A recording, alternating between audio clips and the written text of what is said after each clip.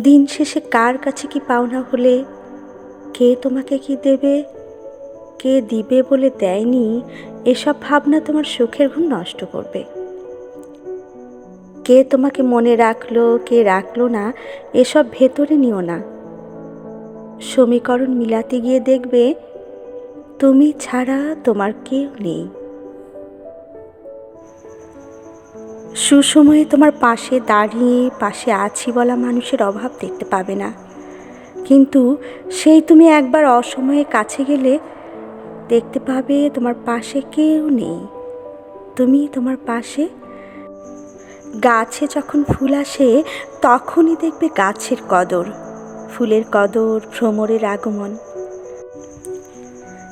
কারণ ফুলে তখন মধু আছে, মধুর জন্যই ভ্রমর ফুলের কদর করে।